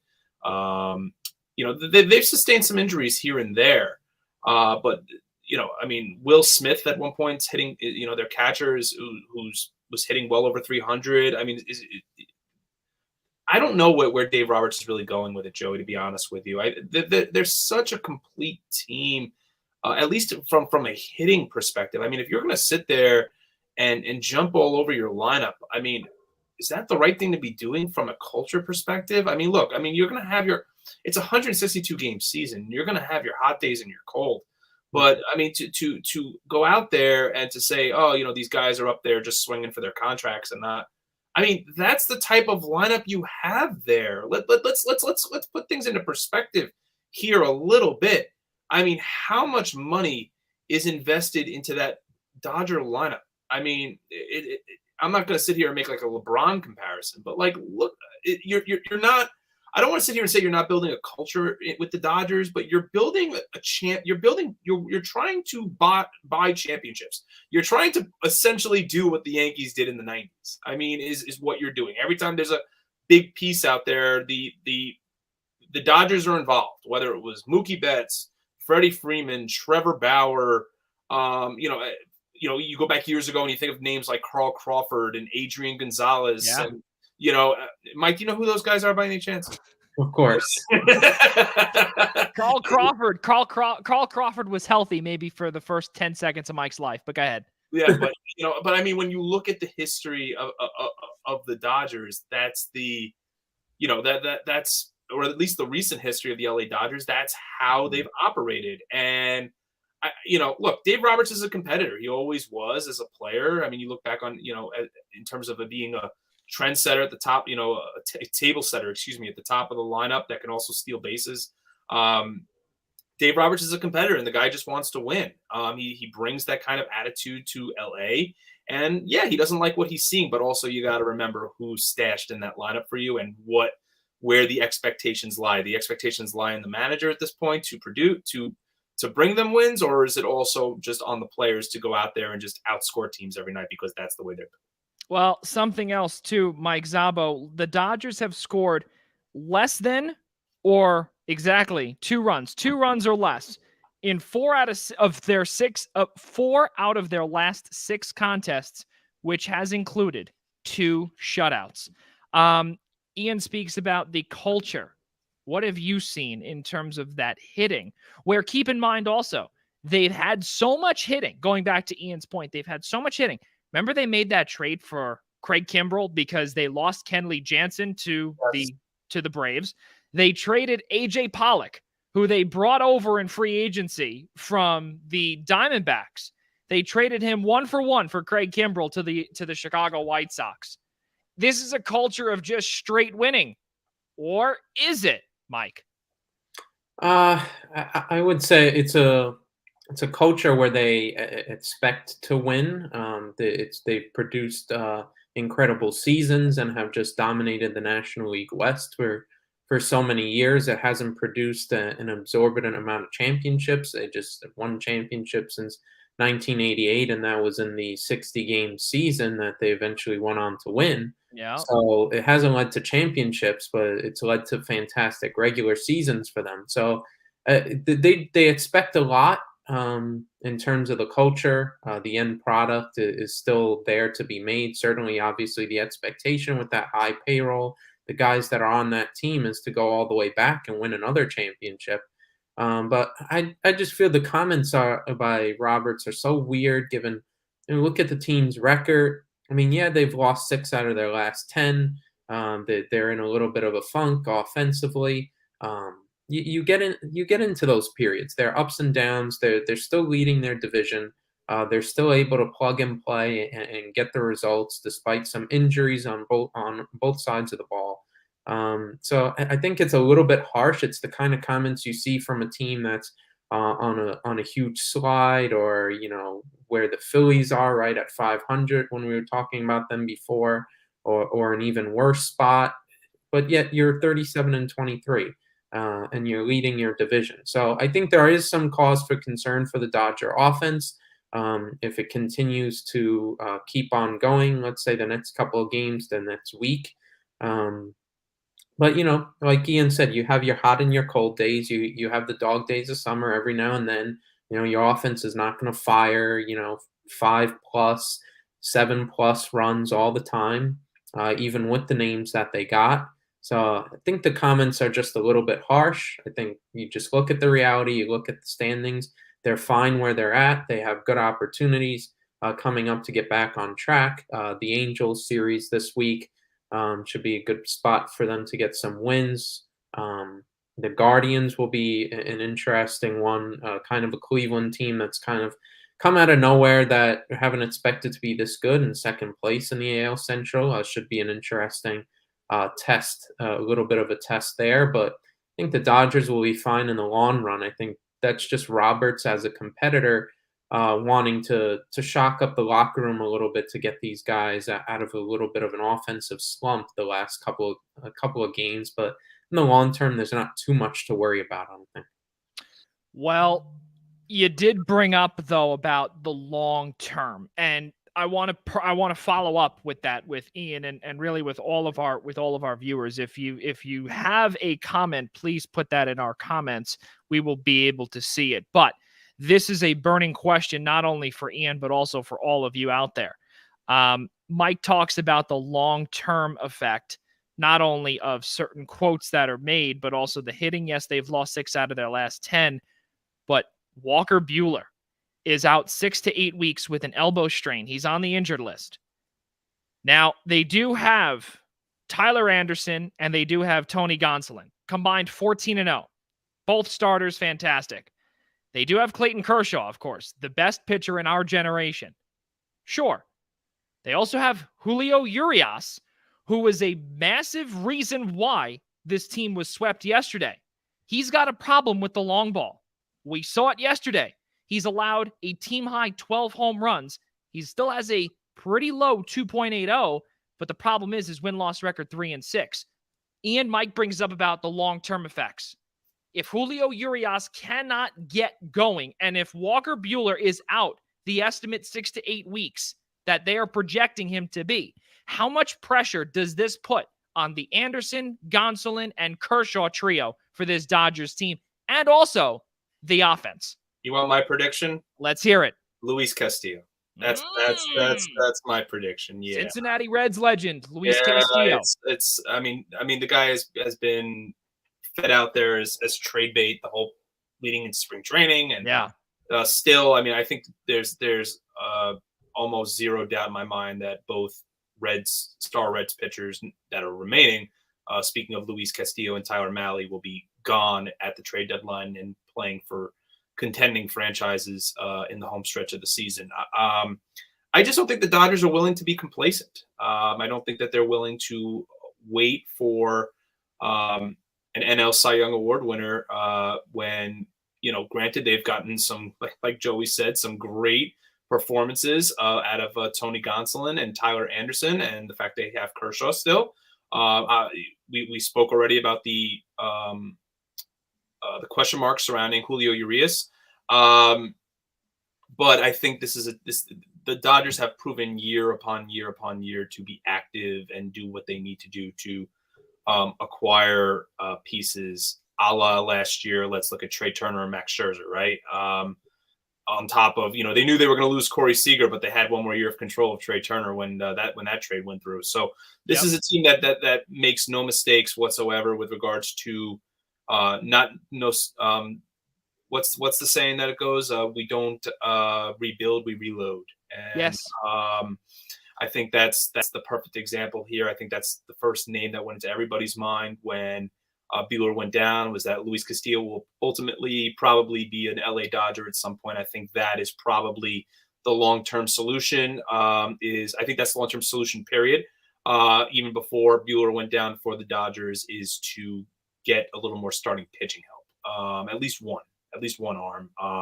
When you're maybe you put Urias back in the bullpen and make him maybe your long reliever come playoff time. But yeah, that's where I think the Dodgers right now, because again, they're still, like it or not, they're still kind of bleeding a little bit over the loss of Trevor Bauer. I mean, they still have not technically replaced his arm.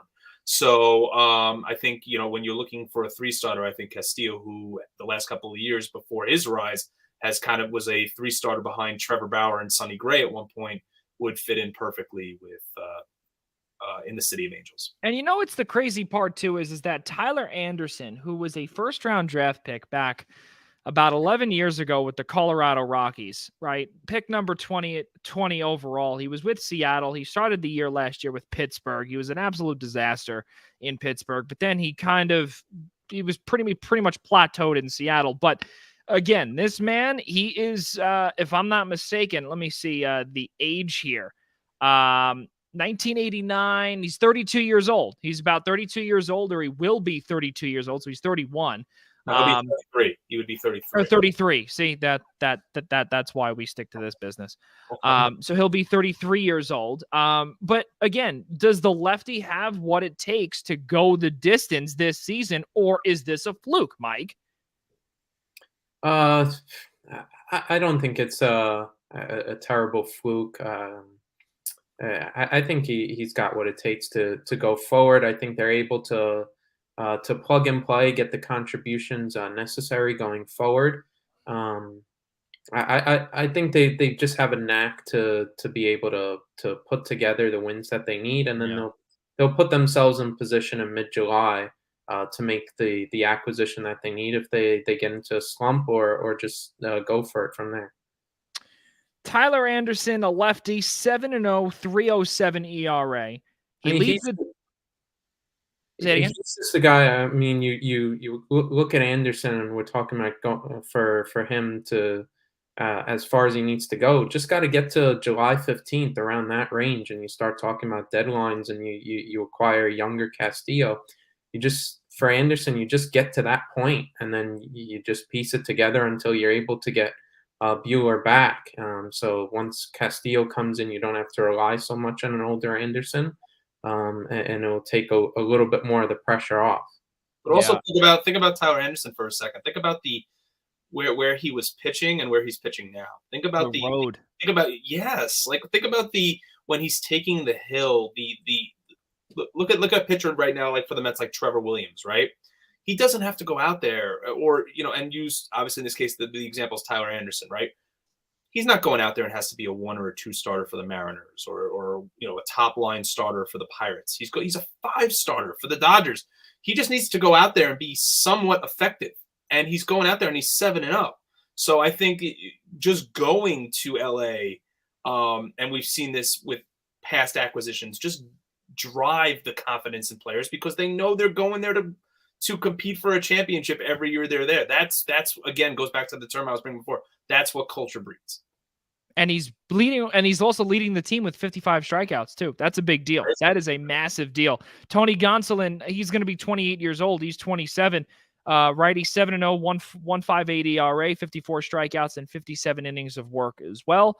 But as we did say earlier, and this will be my final point on the Dodgers, Julio Urias, there was so much hope for this man way back when, and he has really not panned out. And this season, most of all, they're going to put their cards into him for right now. They have no choice but to. Julio Urias, 3-6 win-loss record, 2.80 we brought up, and he has allowed the most home runs by a Dodger pitcher this season with 12. Really, really not good, especially when, as Ian brought up, Luis Castillo, the pitching is what will be at the forefront of what the Dodgers need to improve on heading into the trade deadline and after the All-Star break. Guys, let's move on to our final team. And of course, as we did say, saving the best for last, the New York Yankees. As me and Mike Szabo have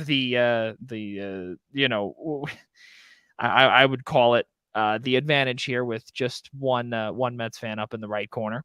44-16 overall. 11 of their last 12 they've won. In their last 10, they're 9-1. They've won 4 straight and a plus 127 run differential. How much more do we even need to say, Mike?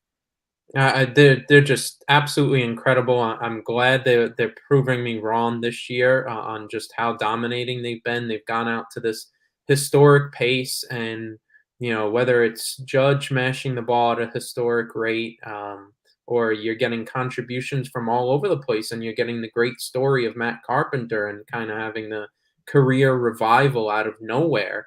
A guy that the Yankees just picked up, hoping to catch lightning out of the bottle for the next month, and try and grasp the last bit of baseball maybe that he's got. Well, he's got a little bit more than some lightning.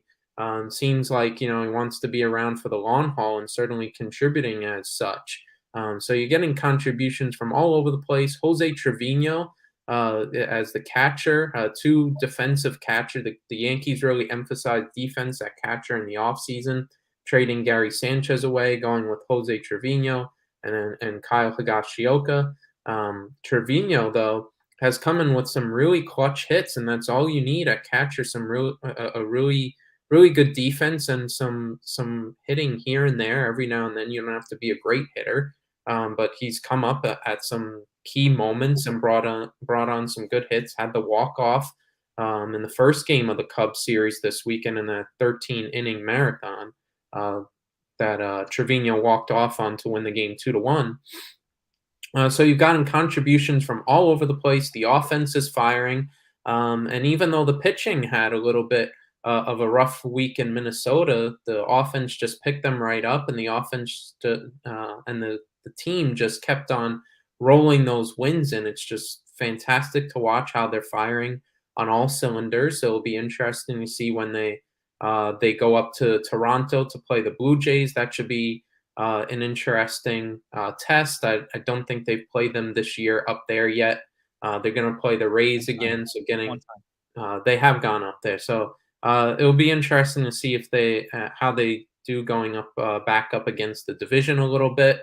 And they've been really just beating up on the bad teams, but still just impressive to see the way they've been able to perform and the contributions they've received in doing it. Mike, you brought up the pitching. Listen, folks, for these starting pitching numbers. This is astronomical, things that you will probably never, ever hear again. Nasty Nestor Cortez, a 1.96 ERA, 5-2 win-loss record. Jordan Montgomery, 2.70 ERA, 2-1, about 2 years off of Tommy John. Luis Severino, 2.8 ERA, 4-1 win-loss record. Jameson Taillon, otherwise known as Yarmo, 2.93 ERA, 7-1 win-loss record. And the best part is that they're 38 or 39, however much Garrett Cole is making, $38-39 million in that range. 36. I'm sorry? 36. $36 million. 3.63 ERA and a 5-1 win-loss record. His ERA is the worst on the team. That's that. Ian, what does that tell you? The Yankees are. I'm still wondering if Mike wants to run Brian Cashman out of town after all of our conversations in spring training, or if he's willing to sign him to a lifetime contract yet. Look, the Yankees are far exceeding expectations. Their starting pitching has been, without a doubt, outside Aaron Judge, the biggest highlight. When coming into this season, all we kept saying was, is Garrett, was Garrett Cole going to be the same pitcher ever again? Was he akin to using the sticky stuff? What were you going to get out of a Luis Severino that hasn't been healthy in half a decade? What were you going to get? Nasty Nestor was the one pitcher who when you came into this year, you were like, he probably has the most promise, right? So this is just great stuff coming out of the Bronx for the Pinstripes, and again, they you could argue that a lot of these they've actually have one of the, I believe to this point, and again, I'm not trying to make a miss of what the Yankees are doing, because I mean, you still have to beat up on the bad teams. I believe they have the 7th easiest strength of schedule to this point in Major League Baseball. I could be wrong there if Joey wants to fact check me. However, I mean, the fact that they are as many games over 500, the fact that right now they are dominating the majors, dominating the American League East, there's still something to be said for that. I'm real curious to see what this next stretch of games is going to look like for the Yankees. I believe they've got 7 coming up with the Rays. They've got another series coming up with the Blue Jays. They've got a couple of series before the break with the Red Sox, but they also have games with like the Reds and the Pirates looming. So this is going to be, I think the Yankees have a real clear-cut shot to run away with this division early, which I'm sure I'm sure Yankee fans would feel real grateful about, if the chance being that they can have this division locked up by July and still add potentially more if they want to in their outfield to try to make themselves even more of a World Series contender than they already are. So yeah, all things going good in the Bronx right now. I mean, we really touched on it a lot last week in regards to all the things that are turning the right way for the Yankees. It just keeps adding. You could just keep adding on to it, because it's the Yankees are on a roll. Do you consider this New York Yankees team overachieving? No. Am I going to change my mind after saying no twice? I don't want to say overachieving, because we knew on paper what their lineup could do. We knew that Judge coming into a contract year, if he could stay healthy, we knew what he could produce. You want to say their pitching is overachieving? Yes. But there was no doubt that this was a team that was going to contend in the American League East. I know coming into the year, everybody's like, wow, I mean, the Yankees might be the 4th best team in the division. Look, I mean, the Rays have not hit their stride yet. The Red Sox have really been riding now the Trevor Story wave. But I mean, for the Yankees right now, 7.5, 8 games up in the division. This is the chance right now. I mean, with the games that they have coming up against the Sox, the Rays, and the Jays, to really put this division to bed. Well, aside from, of course, some of the names that Ian brought up, of course, Trevor Story, you look at the entire AL East, and you say to yourself, with this Yankees lineup, Aaron Judge bets on himself, says no to the massive over $200 million contract, and he'll probably be getting more than that, close to maybe the 275, 300 range if he continues on this historic path. You look at what the Blue Jays have done. They tried to beef up their lineup. They traded away Grichuk in the beginning of the year. They got Matt Chapman.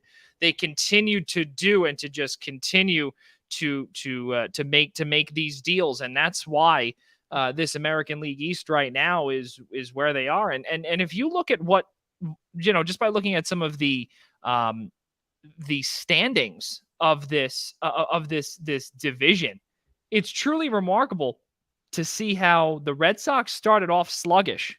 Keep that in mind too. They started off sluggish. They had just gotten back to 500 not too long ago. They are 3 games over 500. Yes, they have won 8 of their last 10, which is, good for them. But in the beginning of the season, though, they had a little bit of trouble. And with them being 3 games over 500, they're 4th. They are 4th in the AL East. That just shows how potent that offense is, and really how this division is, how powerful this division is. Truly remarkable stuff. 12.5 games up the Yankees are against the Red Sox. One more thing before we do move on to the National Football League, which will take about 5 minutes before we get into our closing credits. Manny Banuelos, 14 years in the making, took Dylan Betances' number and is now wearing 68. We remember a lot of Yankees fans. Again, Mike was in his toddler years. With the Killer Bees, Dylan Betances, Manny Banuelos. Banuelos was supposed to be a big part of this rotation, and he's just making it now. He's had so many arm injuries, so many injuries, period, where he was unable to make it to the show. And here he is now in the bullpen, trying to live down his lifelong dream in becoming a New York Yankees pitcher. He obviously is a bust, but it does not matter. The fact is that he has made it to the show. He is wearing his best friend's number. And unfortunately for Dellin Betances, he's no longer in Major League Baseball due to injury. But we'll see what happens there, where he might go, or who might sign him at some point. Guys, let's keep on moving forward here. We do have a couple of minutes left. We want to grab a quick shout out to Tyreek Hill, who launched his new podcast. And why I say shout out is because of what he says, of what he said. It was pretty selfish, the usual. In the It Needed to Be Said podcast, episode number 1, he called it the trade. So this was a crucial quote that he said with his co-host Julia Scott. Quote: "If teams are going to give us favorable one-on-one matchups against their best corner, I don't see why teams utilize their best receiver." And that's where probably, like, me and the Chiefs fell apart right there. When I'm like, yo, I don't mean to talk or be a diva in some situations, but I can see the pill sometime. Or can I see the pill sometime, please? Just give me the ball, please. And then Drew Rosenhaus, who was the featured guest on the first episode of It Needed to Be Said podcast, he reiterated a couple of times about the feeling about how Tyreek Hill's talents were occasionally wasted by the Chiefs in 2021. Ian, I want to start with you, because to me, this is a little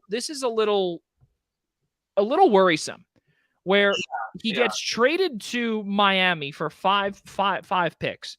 Now, Miami has a few other players. Mike Gesicki, one. How many more?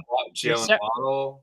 Right. How many? What else? Is this worrisome when you say, okay, can I see the pill, please? Just give me the ball, please. I mean, you do have Travis Kelce. If he's not utilized, what happens? Is it just me, or like is he not like the key reason why they beat the Bills in that overtime game, on top of every other game that Tyreek Hill has needed to take over and win a game for the Chiefs? I mean, is he really ticked off about the fact that the opposition's best cornerback is covering, if not one of the top 3 wide receivers in all of the National Football League? I'm laughing about it because I think it's hilarious. I think it's worrisome from the fact of what this kind of culture this is going to create in Miami. I mean, you've got a quarterback who's coming in with big question mark in Tua. Jalen Waddle had an outstanding rookie year. You really don't want to start. I mean, the whole idea of why you acquired Tyreek Hill is just to complement Waddle, and you have literally a 1 and a 1A. That you could, because you would think the same way that the Chiefs use Kelce and Hill to spread the ball out and get your ball to your 2 best receivers, is the same reason that Miami's going to do it with Hill and Waddle. It's worrisome from the fact that they have a brand new head coach.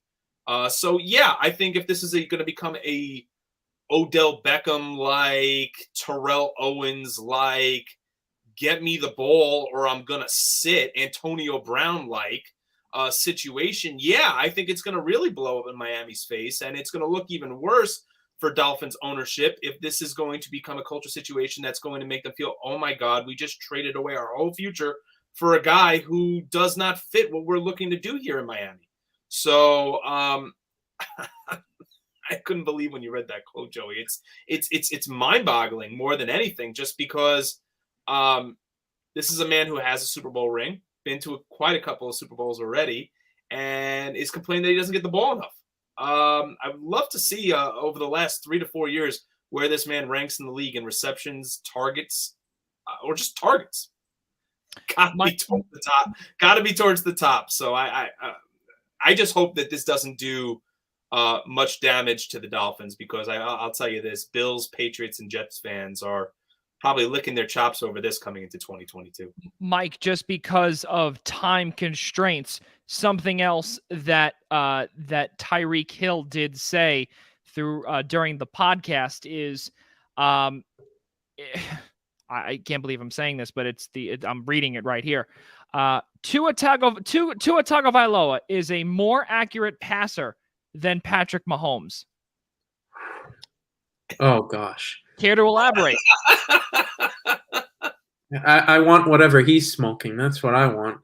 I mean, it's just mind-boggling. None of what he's saying is obviously backed up by the numbers.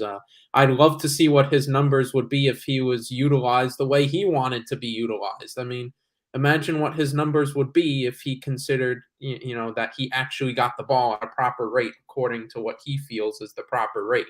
It'd be through the roof. He's one of the best receivers in the league. He's been a main part of why Kansas City has been so good with Patrick Mahomes the last couple of years. I'm not sure what more than he wants. And the only reason why he says that sort of quote about Tua is just to endear himself to the new team and the new culture. Although I think it gets to the point where, I mean, come on, do you really believe that? We all have two sets of eyes. What else is he supposed to say? Yeah, I mean, that's just something, after a little bit of a dicey quote, you have to cover yourself a little bit there and endear yourself to the team. I agree with Ian. It's a little bit concerning, what you're bringing in. You've given up a lot to bring in this a guy who's supposed to be a security blanket for Tua, a guy who's not a sure thing, and you're trying to help him out on offense and give him another key weapon in Hill. If it causes problems in the locker room, it could be a costly problem that sets your franchise back quite a couple of years. So it's going to be interesting how a new head coach really manages sort of a bigger ego in the room. This is a guy who's been there and done that compared to a relatively young and up-and-coming team, and how that dynamic shapes up. Well, the last thing before we close up shop for the night, I typically don't agree with anything that ESPN Stephen A. Smith says, but this is what he said about Tyreek Hill on NFL First Take this morning, or on First Take this morning. He says, quote, "You're going to try and tell me a dude that you've never even played a preseason game with is more accurate than Patrick Mahomes? Stop it." I have to agree with you, Stephen A. 100%. It's honestly sad and truly pathetic, and I think it is exactly what Ian brought up. It is it's pretty much looking for attention. That's just what Tyreek Hill is all about. Guys, we have run out of time, but let's get, of course, to our kudos. Ian Schraier first. Sure, my kudos go out to now former New York City Football Club head coach Ronnie Dyla, who is stepping down from his position at NYCFC to accept a head coaching job now with Standard Go on. Standard Club in Belgium. Wishing him the best of luck. Obviously, a big piece of the New York City Football Club's run towards an MLS Cup in 2021, and right now a big part of why they sit at the top of the table in the Eastern Conference in 2022. Wishing him the best of luck. Happy trails, and appears that Nick Cushing is going to be the who has been a part of the NYCFC development camps and within the academy, seems to be the next man on board to assume the head coaching duties. So wishing him the best of luck as well. Mike Szabo, your kudos goes to? Joey, we come to start off with the hockey shows, and you come to stay for my international soccer mentions. So I give kudos today for the Australian national team and overcoming the Peru in the Intercontinental World Cup playoffs in penalty shootouts to claim one of the final few spots in this November's 2022 World Cup in Qatar. So congrats to them. The significance of that, I do have family in Australia who will probably be very happy of the win today, and that they're going back to the World Cup once again.